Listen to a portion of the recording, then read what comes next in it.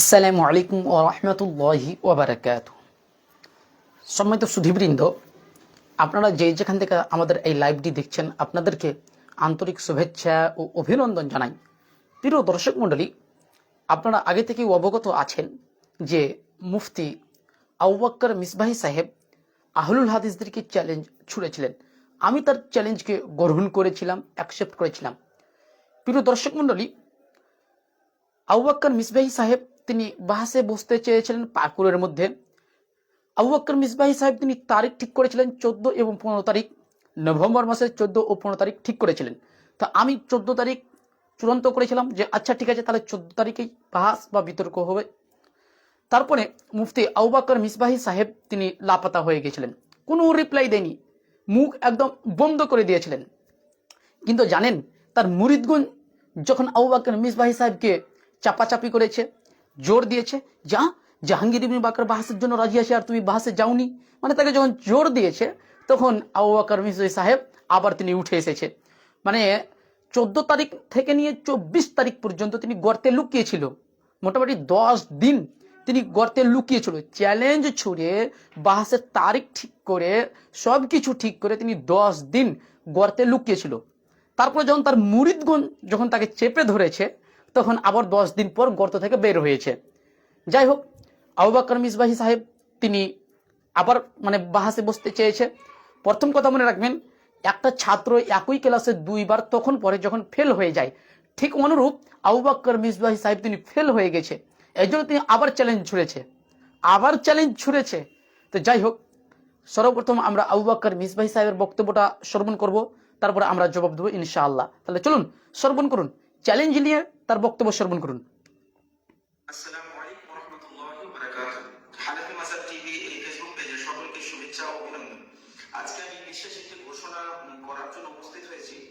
বিগত কয়েকদিন ধরে আমি অতি ব্যস্ততার মধ্যে ছিলাম, আমার বাড়িতে বিবাহের অনুষ্ঠানে কাজে লিপ্ত ছিলাম, এখনো ফ্রি হয়নি। তবে এই ব্যস্ততার কারণে জাহাঙ্গীর বিন বকর সাহেব মাঝখানে খালি ময়দানে যেমন গোলমারার ব্যাপার, তেমন উনি ফেসবুক বা সোশ্যাল মিডিয়াতে উনি অপপ্রচার করছেন যে মুফতি আবু বকর মিসবাহি সাহেব নাকি পালিয়ে গেলেন, উনি বসলেন না, ইত্যাদি ইত্যাদি। অবশ্যই এটা আপনি পালিয়ে গিয়েছেন, কিন্তু আপনি নিজেই 14 তারিখ ডেট দিয়েছেন। তার মানে কি আপনি জানেন না যে আমাদের বিবাহ ছিল? এটা একটা মিথ্যাচার, মিথ্যা কথা, এটা মিথ্যা কথা। কেন উনি নিজেই আমাকে ডেট দিয়েছে 14 তারিখ, আবার কেন বিবাহের বাহানা আমাদেরকে দেখাবে? উনি নিজেই ডেট দিয়েছে, ডেট কিন্তু এটা আমি দিনি, ডেটটা কিন্তু উনি নিজেই দিয়েছে। তাহলে ভাই বিবাহের প্রশ্নই আসে না। তারপরে যদি আপনার আইডিতে আমি ঘুরে দেখি, তাহলে আপনার আইডিতে দেখা যায় আপনি পোস্টও করেছেন, আপনি ভিডিও আপলোড করেছেন, লাইভ করেছেন।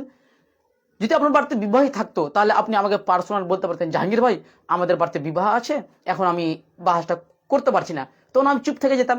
আপনি আমাকে কোনো কথাই বলেননি, এমনকি ফেসবুকে আপনি পোস্ট দেননি যে আমাদের বাড়িতে বিবাহ আছে, এখন আমি বাহাস করতে পারবো না। ডেট আপনি নিজেই দিয়েছেন, তো আপনি নিজে পালন করলেন কেন? সহিহ বুখারী হাদিস নম্বর 33, মুনাফিকের 3টা আলামত, তার মধ্যে একটা হচ্ছে ওয়াদা দিয়ে ওয়াদা খেলাপ করবে।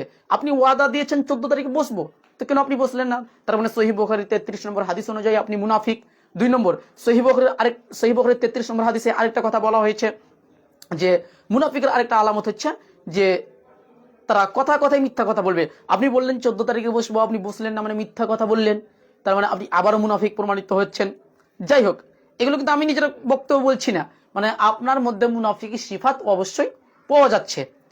চলুন তারপরে দেখতে থাকুন। আগামী 7ই ডিসেম্বর রোজ শনিবার আপনার বাড়ি থেকে আনুমানিক 6 কিলোমিটার দূরত্বে বিক্রমপুর জামা মসজিদ বেলা 2 ঘটিকায় আসুন ইনশাআল্লাহ রহমান। ওখানে সারাইতে মুনাজারা উল্লেখ করা হবে। মুনাজারা কি কি শর্ত থাকবে, কি কি দাবি দাওয়া থাকবে, সেগুলো লেখা হবে এবং সমস্ত দাবিগুলো লেখা করে কোন কোন দলিল এবং কোন কোন কিতাবাদি থেকে দলিল গ্রহণযোগ্য হবে, এই সব কিছু কিন্তু উল্লেখ করা হবে। আর সেই সময় কিন্তু পালায়ন করলে হবে না, আপনাকে অবশ্যই আসতে হবে। দেখেন দর্শক মণ্ডলী, কে পালায়ন করেছে ওটা জাতি বারবার দেখেছে, কে বাহাস থেকে পালায়ন করেছে এটা জাতি বারবার দেখেছে। যাই হোক, মুফতি আবু বকর মিসবাহি সাহেব বললেন যে 7 তারিখ বিক্রমপুরে জামে মসজিদে বাহাসের শর্ত লেখা হবে। প্রথম কথা বলি, একই মুখে 2 রকম কথা। একই মুখে দুই রকম কথা। উনি এখন নিজেই জায়গা কেন ঠিক করবে? উনি আমাকে ঠিক করতে বলেছে, আবার নিজেই জায়গা ঠিক করছে, মানে একই মুখে দুই রকম কথা। এদের জন্য রাসূলুল্লাহ সাল্লাল্লাহু আলাইহি ওয়াসাল্লাম বলেছেন, সহিহ বুখারী হাদিস নাম্বার 6058 নম্বর হাদিস, এবং আরো মিশকাতুল মাসাহিবের মধ্যে রয়েছে, আরো অসংখ্য গ্রন্থে হাদিসটা রয়েছে, যে আল্লাহ নবী সাল্লাল্লাহু আলাইহি ওয়াসাল্লাম বলেছেন, আমি হাদিসটা মিশকাতুল মাসাহিব থেকে বলছি, যে তাজিদুনা শাররান নাসি জাল ওয়াজহাইনি আল্লাযী ইয়াতি হাউলাই বিওয়াজহিন ওয়া ইয়াতি হাউলাই বিওয়াজহিন। অর্থাৎ কিয়ামতের মাঠে সব থেকে নিকৃষ্ট বদ ব্যক্তি ওই ব্যক্তি হবে যেই ব্যক্তির জিহ্বা হবে দুইটি। অর্থাৎ যেই ব্যক্তি এখানে এক কথা বলেছে, ওইখানে এক কথা বলেছে, এর জিহ্বা হবে দুইটি। আর এই ব্যক্তি হবে সব থেকে নিকৃষ্ট বদ ব্যক্তি। কেন? সেই ব্যক্তি এখানে এক কথা বলেছে, ওইখানে এক কথা বলেছে। এই ব্যক্তি হবে সব থেকে বদ ও বদমাশ ব্যক্তি। তাহলে ভাই আবু বকর সাহেব, আপনি সব থেকে বদ ও বদমাশ ব্যক্তি প্রমাণিত হচ্ছেন কেন? আপনি নিজে আমাকে বাহাসের মানে জন্য জায়গা ঠিক করতে বলেছেন, আর আপনি নিজেই ঠিক করছেন। এটা তো আপনার মানে দ্বিচারিতা হয়ে যাচ্ছে, এটা তো দুই রকম কথা হয়ে যাচ্ছে। জি, আপনি আমাকে বাহাসের জন্য জায়গা ঠিক করতে বলেছেন, চলেন ভিডিও দেখে নি। আপনার ভিডিওটা আমি জাতিকে দেখাচ্ছি। হ্যাঁ দর্শক মন্ডলী, আপনারাও দেখুন তার ভিডিও। বড় বড় গলা বের করে মানে চ্যালেঞ্জ করেছেন অফলাইনেও বুঝবো। আমি তো অফলাইনের জন্য সর্বদাই এলান করব যে পাকুর কেন যেখানে আপনি বলবেন ইনশাআল্লাহ রহমান, সময় সাপেক্ষ, কারণ মানুষের ব্যস্ততা রয়েছে, সময় সাপেক্ষ, সময় নিয়ে শর্তনামা লেখা হবে, তারপর সময় সাপেক্ষ দরকার হলে 2 জন 4 জন আপনি যতজন পারেন নিয়ে আসুন, ইনশাআল্লাহ তাআলা আলোচনার জন্য রাজি রয়েছে। হ্যাঁ দর্শক মন্ডলী, তার বক্তব্য শুনতে পেলেন। উনি প্রথমে বলেছেন যে জাহাঙ্গীর ইবনে বাকর যেখানে চাইবে পাকুরের মধ্যে ওইখানেই বাহাস হবে। তো ভাই আপনি প্রথম কথার উপর অটল থাকেন, কেন হাদিস আছে আসসাবরু ইনদা সাদমাতিল উলা, প্রথম ধাক্কায় ওই যে হাদিস, আর মনে করে দিচ্ছেন আপনাকে, আপনি নিশ্চয়ই বুঝে গিয়েছেন যে আসসাবরু ইনদা সাদমাতিল উলা, অর্থাৎ প্রথমটাই আপনি অটল থাকেন, দ্বিতীয়টাই আপনি অটল থাকিয়েন না। প্রথমে যেই কথা বলেছেন ওই কথার উপর অটল থাকেন। আপনি আমাকে জায়গা ঠিক করতে বলে আপনি নিজে কেন ঠিক করবেন? তার মানে কি আপনি বাহাসের শর্ত এখনো জানেন না? তাহলে আপনি বাহাস কিভাবে করবেন? বাহাসের লাইনে তো আপনি একদম মিসকিন প্রমাণিত হয়ে যাচ্ছেন। তাহলে আপনি বাহাসটা করবেন কিভাবে? আপনি আমাকে জায়গা ঠিক করতে বলেছেন, আমি জায়গা ঠিক করছি। আর 7 তারিখে আপনি বলেছেন 7 তারিখে আমার প্রোগ্রাম আছে, সেই দিন যাওয়া হবে না। 7 তারিখে আমার প্রোগ্রাম আছে। হ্যাঁ, যদি আপনার এতই যদি বাহাসের শখ থাকে, আপনি তো 14 তারিখ বলেছেন, আমি আর দেরি করছি না, আপনি আরো তাড়াতাড়ি চলে আসেন। আমি আপনাকে ডেট দিচ্ছি, আজকে হচ্ছে 26 তারিখ, 27, 28, 29 তারিখ আপনাকে ডেট দিচ্ছি। জি, আপনি 29 তারিখ চলে আসুন। পাকুরের মধ্যে যে দেবপুর গ্রাম রয়েছে, দেবপুর গ্রামে জামে মসজিদে বাহাস বিতর্কর সর্বপ্রথম শর্ত সারাই লেখা হবে, তারপরে আপনার বাহাস হবে। ওই দিনই বাহাস করব, ওই দিনেই বাহাস করব।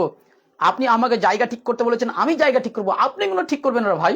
এটা তো মুনাফিকি আলামত হয়ে যাবেন। আপনি নিজে আমাকে বলে আপনি নিজেই মানে ঠিক করছেন, এটা তো পবিত্র কোরআন সূরা সাফ আয়াত নম্বর 2 এর মানে বিরোধী হয়ে যাবে। কেন? আল্লাহ তাআলা বলেছেন, ইয়া আইয়ুহাল্লাযিনা আমানু লিমা তাকুলুনা মা লা তাফআলুন, হে ঈমানদারগণ তোমরা তা বলো কেন যা তোমরা নিজেই করো না। আপনি নিজে আমাকে ঠিক করতে বলেছেন, আর আপনি নিজে ঠিক করছেন। মানে আপনি আমাকে ঠিক করতে বলে আপনি নিজে ঠিক করবেন, তো আপনি তাহলে কি ঈমানদার প্রমাণিত হচ্ছে না কোরআন আয়াত অনুযায়ী? আপনি আমাকে ঠিক করতে বলেছেন, জায়গা আমি ঠিক করব। ভাই প্রথম কথার উপর অটল থাকেন, বাস থেকে পালায়ন করবেন না। প্রথম কথার ওপর আপনি অটল থাকেন, সীমাবদ্ধ থাকেন, এদিক ওদিক বাড়াবাড়ি করবেন না। আপনি প্রথমে যে কথা বলেছেন ওই কথার উপর অটল থাকেন। কেন?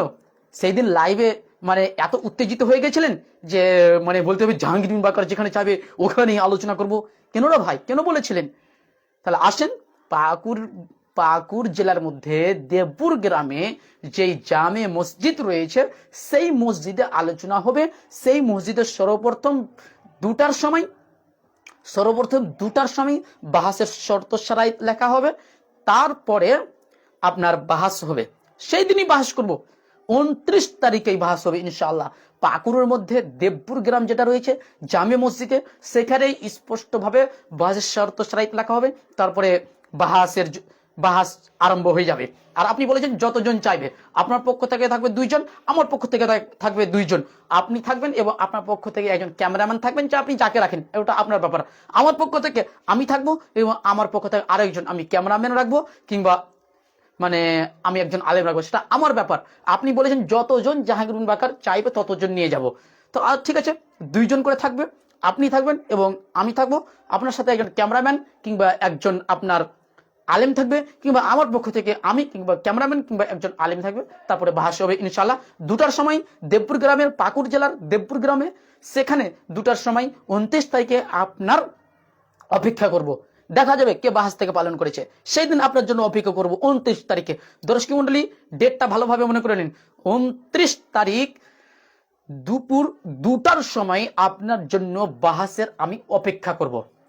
আপনি চলে আসবেন, সেই দিন বাহাস হবে ইনশাআল্লাহ। আপনাকে বাহাস থেকে পালায়ন করতে দিব না ইনশাআল্লাহ। বাহাস থেকে আপনাকে পালায়ন করতে দিব না। ইতিপূর্বে 14 তারিখ আপনি পালায়ন করেছেন। 14 তারিখে আপনি পালায়ন করেছেন, যেটা জাতি স্পষ্টভাবে বারবার দেখেছে। আপনাকে আর পালায়ন করতে দিব না, যেহেতু আপনি আবার গর্ত থেকে উঠে এসেছেন। এই জন্য আপনাকে আমরা আর পালায়ন করতে দিব না। তাহলে 14 তারিখ চলে আসেন ভাই। বুকে দম থাকলে 14 তারিখে বাহাস অবশ্যই হয়ে যাবে। চলে আসেন। হ্যাঁ, পোস্ট করার কোনো প্রয়োজন থাকে না, আপনি চলে আসেন। হ্যাঁ দেখেন, উনি বলছে আমি ব্যস্ত ছিলাম, কিন্তু তার আইডিতে যদি দেখবেন তাহলে এখানে সেখানে প্রোগ্রাম করেছে আবার। ঠিক আছে, উনি বলছে আমি ব্যস্ত ছিলাম। দেখেন 11 তারিখে লাইভ করেছে এবং 6 দিন আগে লাইভ করেছে, প্রোগ্রাম করেছে, আবার 6 দিন আগে লাইভ করেছে দুটা। তাহলে ভাই তুমি ব্যস্ত হলে কিভাবে? তুমি লাইভ করছো আর আমার বক্তব্যটা জবাব দিতে পারছো না। ঠিক আছে, তর্কের খাতিরে ধরে নিলাম তুমি ব্যস্ত ছিলে, তর্কের খাতিরে ধরে নিলাম। তো আপনি তো আমাকে মেসেজ করে বলতে পারতেন যে জাহাঙ্গীর ভাই আমি ব্যস্ত আছি, বাহাসের তারিখটা আপনি একটু কম বেশি করেন, কিংবা আপনি একটু দেরিতে বাহাসটা করেন। ডেট তো আপনি দিয়েছিলেন, আমি তো ডেট দিইনি। ডেট আবু বকর মিসবাহ সাহেব আপনি নিজেই দিয়েছেন। তো ডেট দিয়ে আপনি কেন পালন করলেন? এটা জাতি জানতে চাই। আপনার কাছে একটা প্রশ্ন ছুড়ে দিলাম যে ডেট দিয়ে আপনি পালন কেন করলেন? তার কি আপনাদের বাড়িতে এই বিবাহটা হঠাৎ হয়ে গেছে, না ভালোবাসার বিবাহ ছিল রে ভাই? প্রেম ভালোবাসা এটা বিবাহ ছিল নাকি? যদি এটা হয়তো আমরা হারাম মনে করবো কেন? পবিত্র কোরআনে সূরা বাকারা 2 নম্বর সূরা 165 নম্বর আয়াত অনুযায়ী আমরা এটাকে হারাম মনে করব। ঠিক আছে, যে হঠাৎ বিবাহ তো হয়ে যাওয়ার কথা নয়। আপনি আমাকে মোটামুটি 11 তারিখ কিংবা তার আগে আপনি ডেট দিয়েছেন, ধরে নিলাম তোর খাতিরে। তো বিবাহটা কি এই কয়েকদিনের মধ্যেই হয়ে গেল, না প্রেম ভালোবাসা ছিল? যাই হোক, ওইদিকে আমরা আর যাচ্ছি না। সমাজদারের জন্য ইশারাই যথেষ্ট। তা আবু বকর মিসবাহির জন্য আমি 29 তারিখ বেলা 2টার সময়, দুপুর 2টার সময় তার জন্য আমি অপেক্ষা করব।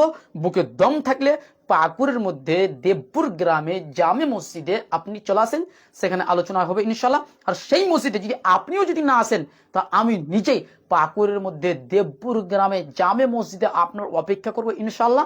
আর সেদিন লাইভ করবো, সেদিন জাতি দেখতে পাবে। সেদিন লাইভও করব, সেদিন অবশ্যই জাতি দেখতে পাবে।